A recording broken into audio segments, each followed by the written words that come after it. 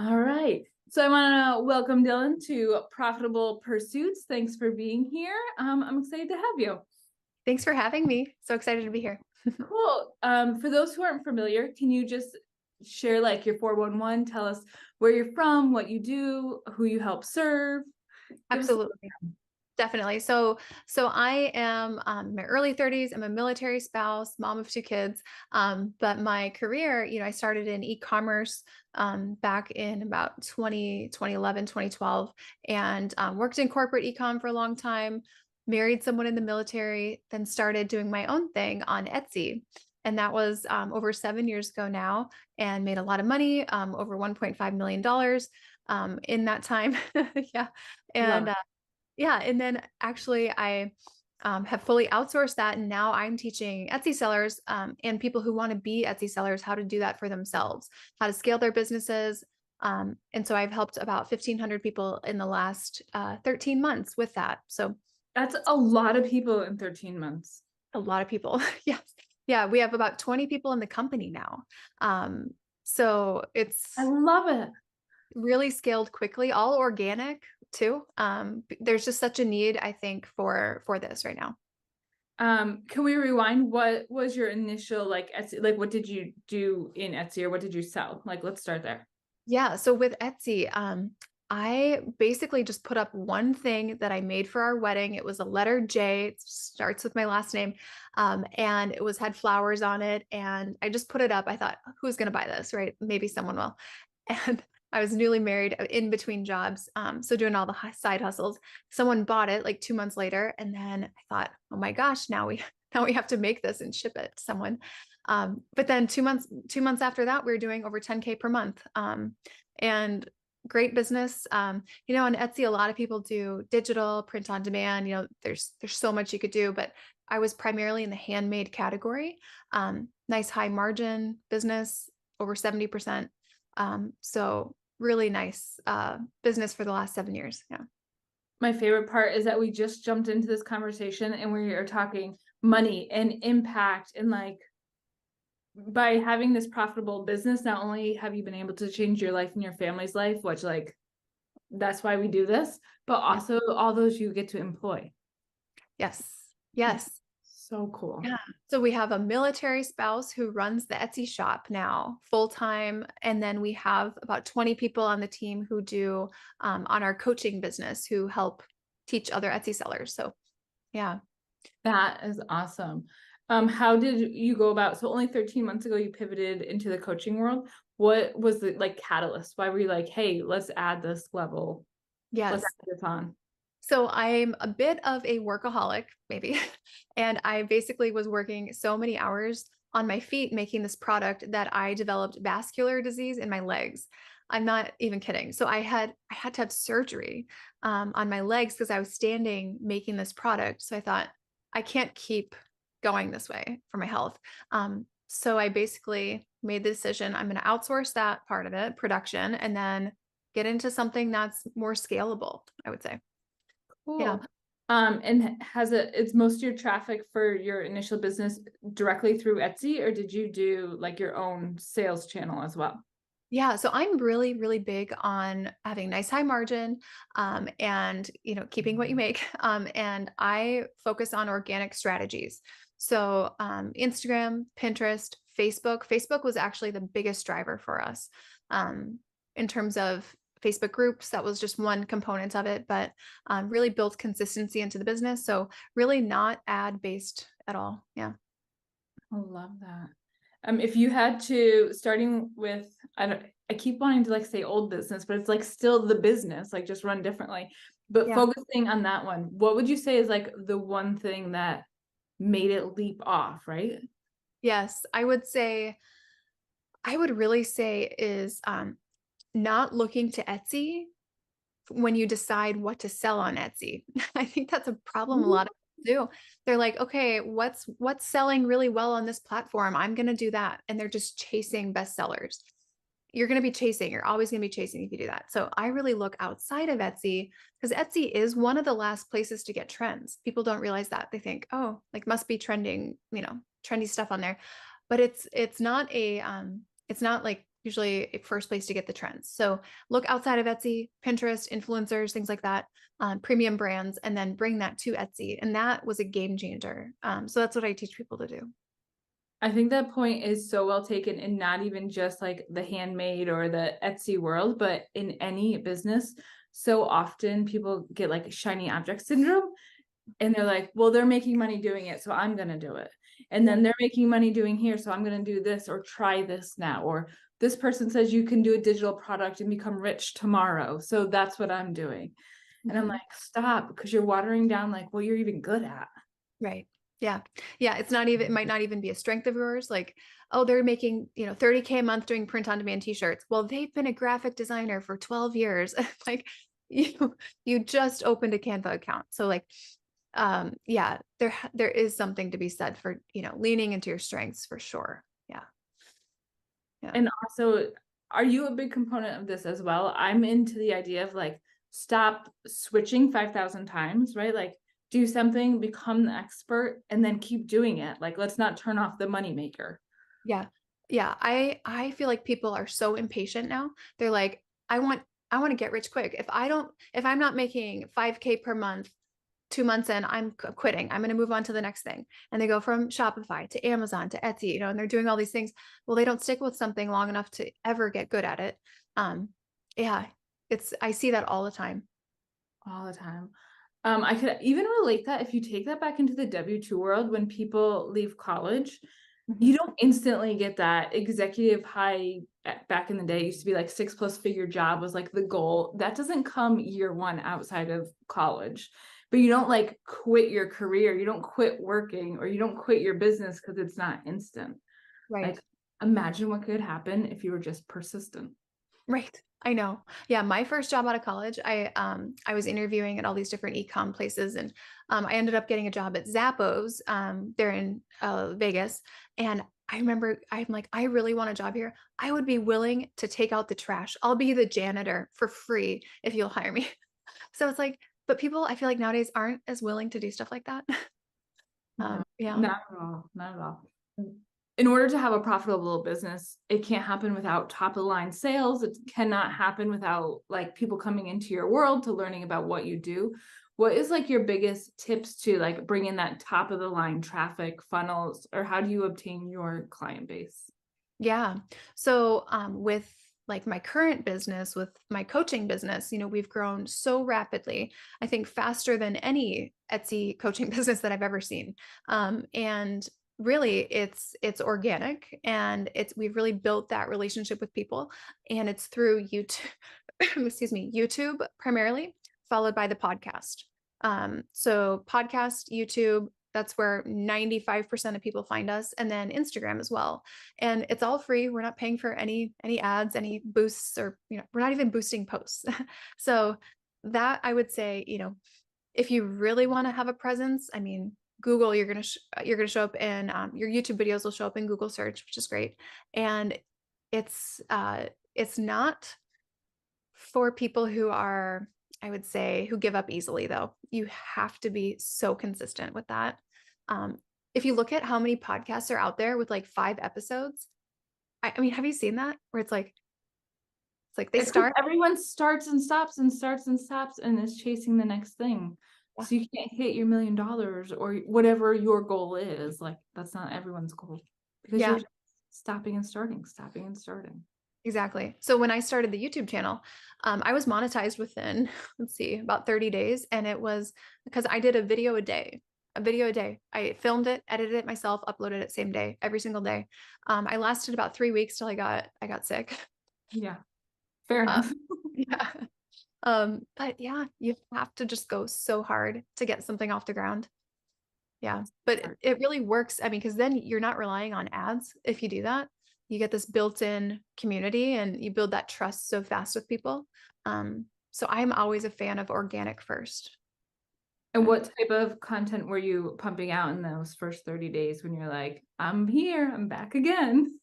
Yeah. So with Etsy, in the Etsy space on YouTube, most people who talk about Etsy, they had like a good year on Etsy, and then they're like, this is how to do it.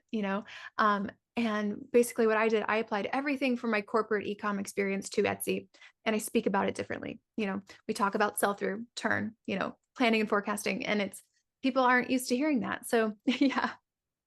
Yeah. So I just literally spoke what I knew, and I could speak to it like an authority because I didn't even have to think about what I was saying. So talk about what you know. Don't try to talk about things you don't know. Um, it's never going to end well. So A- true. and you'll run out of things to talk about. You will. Yeah. Yeah. Um, You can tell when people are just like faking it because they think it's the next thing to do versus people who are like, this is the way. It's just like a different energy. Very different. Yeah, very different. And then, you know, s- the first way you'll last a lot longer. It's sustainable. The second way, if you don't know what you're talking about, like I give it like a month, maybe. Yeah. Yeah. Yeah. So let's pivot. When did you know it was time to like grow and scale your coaching business and like bring in team members and to help support this endeavor? Like, how did that go down? Can you share that story? Yeah. That was actually that's one of the hardest things because with coaching, that wasn't my background.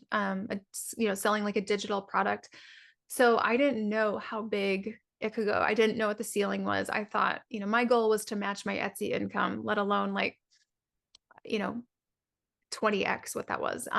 But I would say with coaching, I waited way too long to bring people in. So I didn't hire my first full-time employee, and she's on the sales side until March 30th. So I had done so much volume myself already, brought in, so many students up until that point. I think I was scared to hire because I was worried it wouldn't sustain itself. It's like I didn't believe it would keep growing. So I was like just waiting until I was absolutely spread too thin because I have two kids, it's like, Right. yeah. Yeah. So yeah, brought on her. And then I actually hired, I'm hiring right now a chief operating officer. So bringing them in, a COO, like I feel a little bit of that imposter syndrome. Like I can't believe we're bringing in an executive level team, but that's just happening this week. So So got it. exciting. Yeah, it's crazy. Yeah. Um, it's such an impact. So we've talked about how obviously when you're hiring, you're impacting not only your community and their families, and it's like just putting good out into the world when hiring. Can we talk a little bit about how this business has impacted your family? Yes. Oh my goodness. I mean, I think everyone loves the idea of having a business and they see the glamorous side. They're like, I'm going to own my time. I can go out to lunch. I can like, Yeah. I can do whatever Okay. I want. It's like, okay, like if you do that, like, sure, you could have like maybe 5, 10K per month business doing that maybe. But if you want to go huge, like your family is going to be so involved. And whether it's the sacrifices they make, some of the time, like really prioritizing, kids and business, like you feel stretched, pulled, literally pulled in Yeah. two directions. Yeah. So the impact on them, I have a 2-year-old and a 6-year-old. And my husband and I have been married 7 years. So he is fully involved, fully involved, fully supportive. Otherwise, this would never work. Like, It doesn't, no, like, not at the level you're at. It just right. can't. Yeah. And tell me about your situation? So I have a husband, two kids are a little bit older, and if he wasn't supportive, we wouldn't have the business we have. There's just no way. Right. Yeah. So they have to be fully bought in. And then I do think it's great for kids to see though, because I don't think it's bad for kids to see mommy works hard. Like I don't that's know. then they're gonna find someone who's, I feel like that leads them to find someone who's also hardworking as their partner. So I don't It think also that shows an appreciation for like what we can give. Like you can have this because we sacrifice here. Or personally, like my big thing is I can take my son has like swim team at 3:30. Like, why do you have swim team at 3:30? Like the day's not done, but I can go with my laptop. I couldn't tell you what he's doing in the pool, right? But I like, all right, I'll just work from here for this hour, but I can take you because I have a business and I'm yeah, not on someone else's clock. Right. Yeah, it does allow them opportunities and activities where you don't have to think about affording something or giving them education or I mean that's like huge blessing. And I think especially later on, I feel like they'll appreciate that. For sure. And I think, what power are you giving to your kids to be like, hey, if you work your butt off in something that you love and it can fulfill your family, like, isn't that the best? Yeah. Personally, I think so. Yeah. Yeah. And I do think like it's totally not as common anymore for people to see that. You know, kids are taught like, you know, I don't even know what's going on with social media. My kids aren't on social media, No. but I can only imagine the impression they have of what it means to be wealthy, you know, with and how to get from point A to point B. Like I think there's a lot of learning at home that needs to happen for that for kids now. Absolutely. Well, As you bring people into your coaching world, is it like, are they in once and then they're out of your sales cycle? Or are they in and does it recur? How does that look? yeah, so it's really totally up to them. We fully customize the program for the person because I have some people come in, you know, I have someone who she did $8 million last year on Etsy. Um, so she has a different stage of her business. She has 50 employees. And then I have someone come in, they're like a stay-at-home mom, they're starting a new business, right? Never sold on Etsy, never sold anything. So different level, different needs, different duration of coaching, but we let them choose how long they want to have the coaching for. Then they can always extend. We find typically people do want to extend once you know they're seeing traction, just because you know they see it accelerates their results when they have help. Um, Yeah, for sure. When people find you, whether it's through YouTube or your Facebook, how long is it from they find you to they're like, this is what I want? yes, you know it blows my mind because we have some people like talked to someone this morning. She's been watching the channel for a full year, and keep in mind I didn't start this till 13 months ago. Right.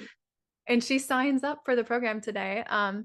After really, really thinking about it, she told me she's like a procrastinator. But then I'll also have someone who found me like an hour before. Like, I watched one video on YouTube. You sound like you know what you're talking about. I want to work with you.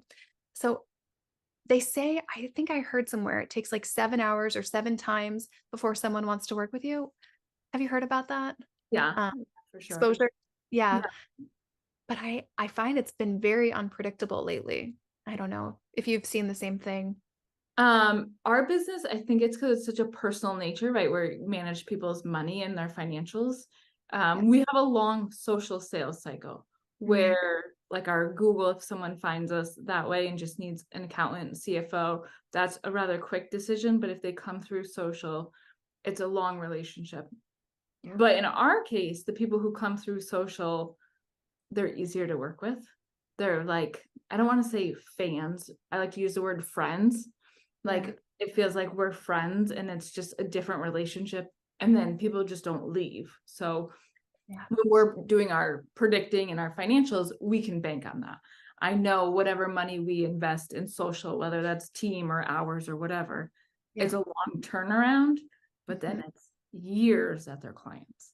Yes, that's great. Yeah, that's great to have that business model where it's really recurring and you just grow with a compounding effect. We we are so young that Right. we're just hitting the year mark with some people, where their coaching is just ending, and they have the opportunity to like re-up with us. But one thing that we don't do, and I've heard a lot of people will get into a program and they'll get like the entry level option and then they keep getting sold like now Yeah. buy this, well buy this part of the program, buy this, and they feel like oh wow I didn't really know what I was getting. um or I didn't know that you're just going to keep selling me more and more add-ons. So we don't do anything like that. I don't like that experience personally. It doesn't feel good. Right. Yeah. Right. Yeah. How many members do you currently have in your program? Can I ask that? Yeah, almost 1,500 in the last. Dang. Do you know how much impact that is? It's crazy. We hear, and the best part of the whole thing, I get Instagram messages pretty much every single day, or emails, or both, of people who are quitting their jobs from like and doing Etsy full time. Yeah. Um, Love it. quitting their jobs, or they're sending their kids to private school and that was their goal. Um, yeah, What a, that like, a good feeling. Like, it's so I like to say, while I talk so much about money and how many dollars you can bring in, it's not so you're like just collecting and your bank account's growing. It's when you bring in dollars, it equals the impact you can have personally. And I don't think there's anything wrong with personal impact, but also through family and community. And that's how we change the world. So think about the impact that has been created because you decided to become a coach. it's crazy. And it's way bigger than if I had just stuck with the Etsy shop. And to me, it's like at this point, like how much money does a person need? So it's not even like a financial thing for me, but it's like, wow, I have changed so many lives. And I'm not just selling like a floral decor. Like I don't, it's just the impact is so much bigger than I thought it could ever be. So it's a little intimidating when you have a platform that can do that. I don't know if you've ever felt like A lot of that. responsibility. Yeah, yeah, A lot of yeah. responsibility. There's this quote, and I'm gonna completely butcher it, where like where much is given, much is expected. So we just bought like our lake house, like we live on the lake, we live in our best life. Where much is given, much is expected. So I just try to remind myself of that as we, enjoy what we've been given, but also what we can give back in different ways. Absolutely. Yes. And then I also heard bigger levels, bigger devils. Yes.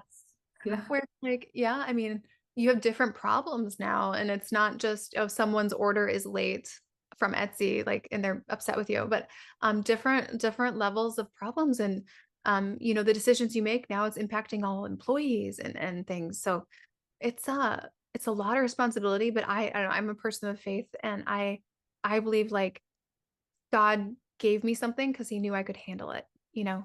So that's how I Absolutely. think this. Yeah. I love that. How let's talk about, so the top of the line, we talked a lot about like how YouTube comes in and that's how we start the funnel through education. Is it safe to say because you've been the authority, like you're the authority figure, people are comfortable investing in this program because they see you as the authority? Yeah, I hear like you to a couple things. You sound like you know what you're talking about, which I mean, I'm kind of like direct and to the point. So I think that comes across. And then you seem so genuine. And I'm like, well, that's great. Cause like I'm not trying to be genuine, or I'm not trying to come Right. across some way. But I'm from the Midwest originally, and I feel like sometimes Midwesterners are just kind of more down to earth or something. I don't know. But I think that there's a trust factor there. They're like, okay, you know what you're talking about, and you seem trustworthy. So that helps a lot. Um, yeah. Yeah, it's the if you can just be yourself, because you can only pretend for so long, Yep. right? And pretending would be exhausting. I'm actually like an introvert. So getting out there on YouTube is like, I'm shocked that I'm out there, but yeah, I'm kind of introverted, and pretending like I would never have the energy to keep that up. Oh, Ever. I can't even imagine. What do you teach your clients? A lot of people in the Etsy world, when they come in, we've had the opportunity to work with different Etsy coaches and sellers, and they're like, I'm just not making money. Like, I make sales, but me personally, I'm not making money. Is that something that you hear as well? So what I work with my students, because we have different stages of your business. So like in what I call the sprint, it's not about making money. It's about getting traction, becoming a bestseller, getting ranked on the first page. But in what I call the marathon phase, which is like the long game of your business, like this is where we start to pull levers, and we look at, okay, where do you have the most leverage? You know, where do you have the most leverage in your business? Where, when you put 15 minutes out in, when you get the most out, like what are those products? What are those activities? Because you only have 24 hours in a day. Either we start outsourcing, or we really focus in on your most profitable products. And we actually look at, we kind of reverse engineer their income goals. So, okay, what are you trying to make? Like profit, like take home. And then we reverse engineer that, look at what products they need, how many orders they need per day. And we back into that. So we start with the outcome and we reverse engineer. So that makes such a difference. Otherwise, you are just like flying blind. You end up selling the wrong things, and you're like, I'm so busy, but I'm not making any money. It's like, Yeah. yeah, that can happen. Uh, what I gathered from what you just said is you have to pay attention to the data. Like it'll tell you what to do. Yes. And we're really big on planning and forecasting. So that's my background. You into it. I'm here for it. I wish more people would do that. Yes. But I mean, how else? Because a lot of people want to replace their income. How are you going to start a small business and feel comfortable quitting your job if you have no idea like what you're going to make? Um, yeah. Yeah. People want to run, from our experience, blind to the numbers and hope it works out. And I'm like, you need to plan for profit, not hope for it. Like that's just how it is. Yeah. Yeah. And Or yeah. Sorry, go ahead. I was gonna say, and then being willing to tweak. Yes. Yeah. Yeah. The first iteration is rarely the perfect scenario. So tweaking, and then because if you don't plan for profit, you'll end up back in that job like that you Yeah, left. Yeah. absolutely, for sure. Um, my favorite part about the internet is that you have the opportunity to like meet people you wouldn't normally meet or get to know different people, the networking aspect, have these type of conversations, but you also get to like inspire people to dream more like, hey, if I did it, you can do it too. So if you're willing, I love to ask people like, what's like the next big, like, oh my gosh, goal, or like, what's that dream for you? Yeah. I mean, the next big goal, it's tricky. So we nearly went through an acquisition with someone this summer. Um, and that was for me, like that was what I was working for the full, previous year. And we didn't go through with it, which I think is probably a blessing in disguise here. But looking ahead, like my goal, one of my big goals is number one, to get my time back a little bit more, because we've outgrown our infrastructure. So getting an operator in, getting, director level positions in, which are, it's all before the end of the year. That's going to really get me some of my time back so that I can be the visionary. So that's where I thrive. Like I have all these ideas and I just need people who will execute. Yeah, Yeah. absolutely. So getting back to that point, that's like my short-term goal, but long-term, like there's like over 5 million Etsy sellers. We have 1,500 about in our program. How many more people could we impact? So whether that be something where we really scale our coaching business, probably to like 3, 4x the level we're at, and then maybe even do like a partnership with Etsy. Maybe we buy a software or we build a software. Yeah. I love Yeah. it. So something along those lines to really, I think that type of thing would really get us to the next level. Yeah. For sure. What I hope people take away from this conversation is we operate in two totally different worlds, but we are both using the data to move that business forward. And I just want to encourage people, whatever business model you have, whatever your operations is, whatever is the reason why people pay you, when you look at those numbers clearly, you can make actual decisions that'll move you forward.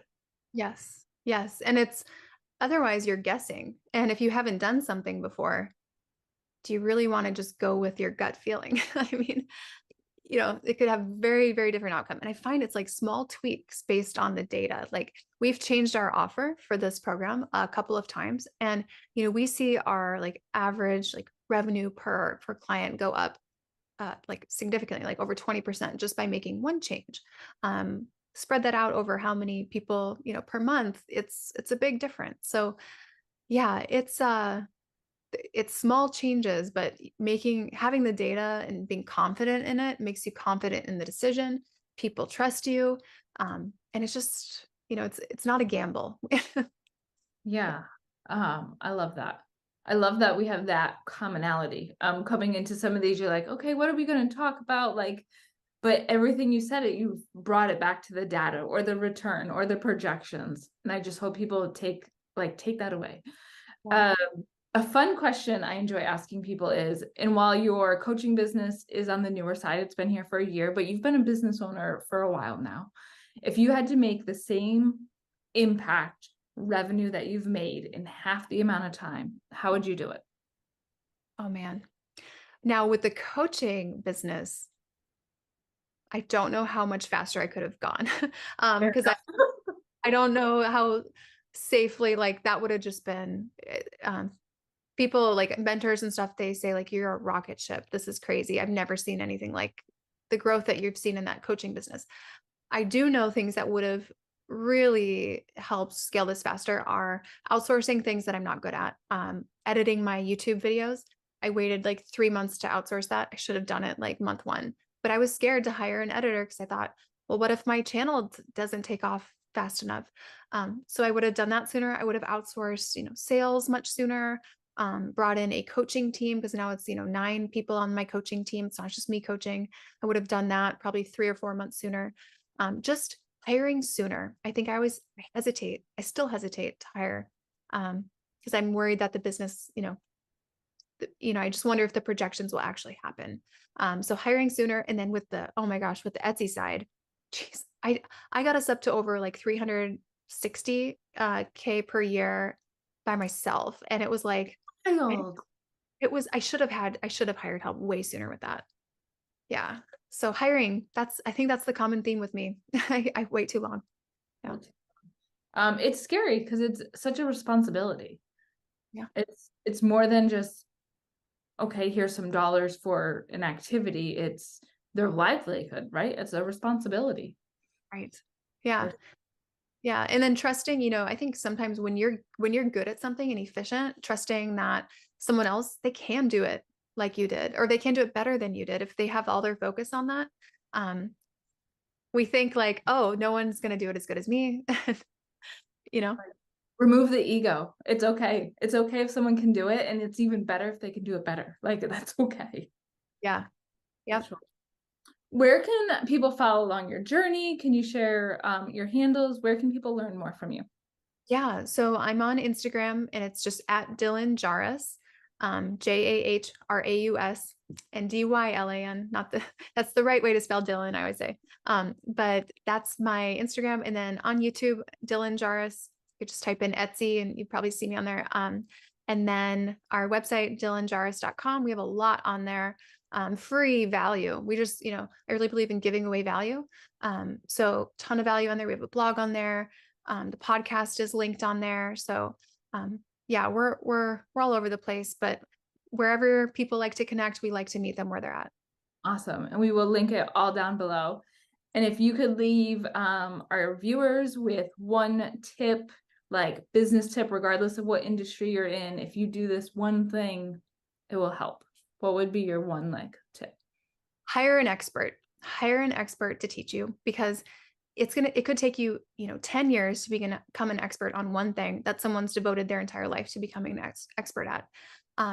You will just accelerate your results in an insane way when you bring an expert in. You don't have to do it all yourself. Like, I took just for perspective, a $6,000 course to learn how to build my program, a 7-figure program, like multi 7 figures. Like, that investment saved me years of time. So hiring experts wherever you can, it's so worth it. Amen. I love that. Well, I want to thank you so much for hanging out with me today. I've really enjoyed this conversation, and we will be cheering you and all your students on. Thanks for the work you do. Thank you. Thanks for having me.